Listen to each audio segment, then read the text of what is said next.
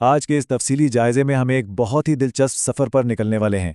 हम देखेंगे कि कैसे दुनिया के एक कोने में होने वाला कोई भी जुग्राफियाई या सियासी वाक़या बराह रास्त आज की ट्रेडिंग हिकमत अमलियों पर असरअंदाज होता है।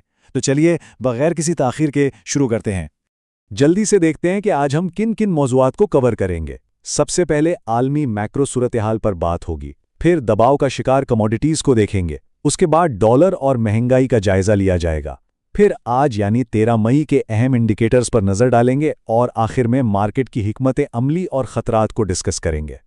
तो आइए अपने पहले हिस्से की तरफ बढ़ते हैं, जो कि आलमी मैक्रो सूरत हाल और उसके बढ़ते हुए दबाव के बारे में है। यहाँ एक बहुत ही ज़बरदस्त मुवाजना मौजूद है। रवां हफ्ते ट्रंप और चीनी सदर शी जिनपिंग की जो मुलाकात हो रही है, उसमें तिजारती मुज़ाकरात को बिल्कुल अव्वलीन तरजीह दी जा रही है, जबकि दूसरी तरफ अमेरिका और ईरान का जो सिफारती तनाज़ा है वो बज़ाहिर पसेपोश चला गया है, यानी उसे सानवी हैसियत मिल गई है। ये चीज़ हमें एक बहुत क्लियर सिग्नल देती है कि इस वक्त आलमी लीडर्स की तरजीहात क्या हैं और मार्केट्स का फोकस किस तरफ होना चाहिए। अब जरा कमोडिटीज़ की तरफ चलते हैं, खास तौर पर तांबा और तेल जो इस वक्त शदीद दबाव का शिकार हैं। $6.6 फी पाउंड, यकीन माने ये तांबे की तारीख की अब तक की सबसे बुलंद तरीन सतह है। लेकिन सवाल यह है कि यह कीमत इतनी ऊपर क्यों जा रही है। दरअसल चीन की तरफ से इंडस्ट्रियल डिमांड में कोई कमी नहीं आई है। इसके साथ साथ काबिल तजदीद तवानाई, पावर ग्रिड्स और ख़ासतौर पे ये जो आजकल आर्टिफिशियल इंटेलिजेंस के बड़े बड़े डेटा सेंटर्स बन रहे हैं, इनमें बेतहाशा सरमायाकारी हो रही है। इन सब चीज़ों ने मिलकर तांबे की डिमांड को आसमान पर पहुंचा दिया है। लेकिन कहानी सिर्फ डिमांड पर ख़त्म नहीं होती। सप्लाई साइड पर भी एक बहुत संगीन मसला चल रहा है। अमेरिका और ईरान तनाज़े की वजह से सल्फ्यूरिक एसिड की शदीद किल्लत पैदा हो गई है। अब चूंकि सल्फ्यूरिक एसिड तांबे की पैदावार के लिए लफ्जी तौर पर रीढ़ की हड्डी की हैसियत रखता है, इसलिए आलमी सतह पर कॉपर की सप्लाई के हवाले से बहुत बड़े खदशात पैदा हो चुके हैं।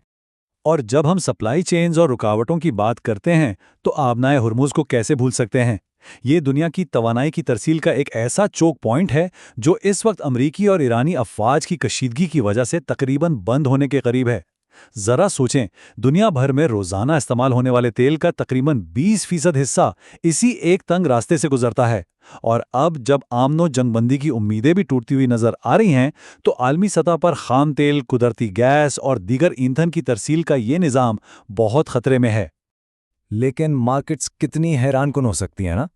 सप्लाई की इतनी शदीद रुकावटों और इस सारी टेंशन के बावजूद WTI खाम तेल अपनी मुसलसल 3 दिन की तेजी तोड़कर $102 फी बैरल से नीचे आ गया है।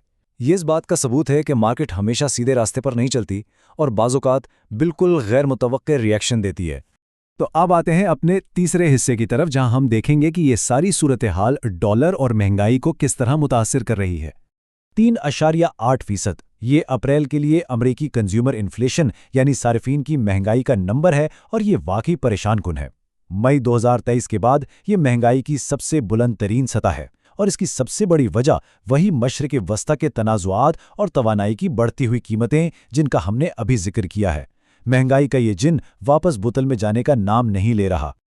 और इस ज़िद्दी महंगाई का नतीजा क्या निकला, ज़रा इस चार्ट को देखें।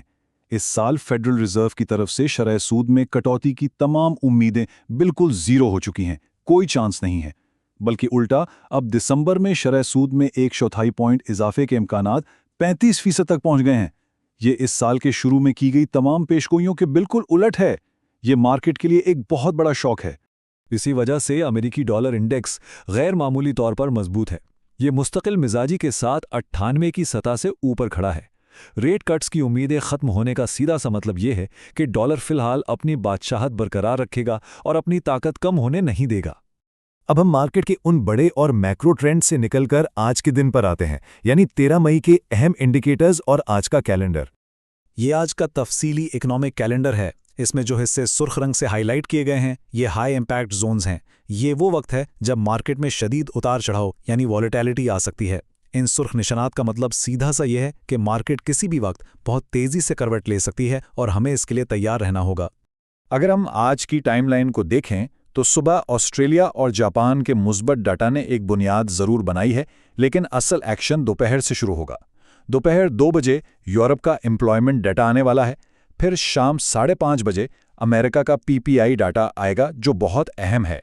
इसके बाद 7:30 बजे क्रूड ऑयल के स्टॉक्स की रिपोर्ट है और रात 8:30 और 10:15 बजे अमेरिकी फेडरल रिजर्व के ओहदेदारों की तकारीर होंगी। इन तकारीर में कही गई एक-एक बात मार्केट का रुख मोड़ सकती है। लेकिन इन सब इवेंट्स में शाम 5:30 बजे का PPI यानी प्रोड्यूसर प्राइस इंडेक्स का डेटा सबसे ज्यादा क्रूशल है। हम इसे आज के दिन का लिटमस टेस्ट कह सकते हैं। अगर ये नंबर्स तवक्कुआत से ज्यादा आए तो इसका मतलब होगा कि आलमी तनाज़ुआत अमरीकी मईशत में महंगाई का खौफ और भी बढ़ा रहे हैं और ये मार्केट्स के लिए जाहिर है कोई अच्छी खबर नहीं होगी। तो इन सब बातों के पेश नज़र मार्केट की हिकमत अमली क्या होनी चाहिए और ख़तरात क्या हैं? आइए इस पर बात करते हैं। आज के दिन के लिए बेहतरीन हिकमत अमली यह है कि कोई भी बड़ी पोजीशन लेने से पहले शाम 5:30 बजे के अमेरिकी PPI डेटा का लाजमी इंतजार किया जाए। खास तौर पर आज शाम तेल और सोने में ट्रेड करते वक्त बहुत ज़्यादा मोहतात रहने की ज़रूरत है। स्टॉप लॉस ऑर्डर्स का इस्तेमाल लाजमी है, इस पर कोई समझौता नहीं किया जा सकता।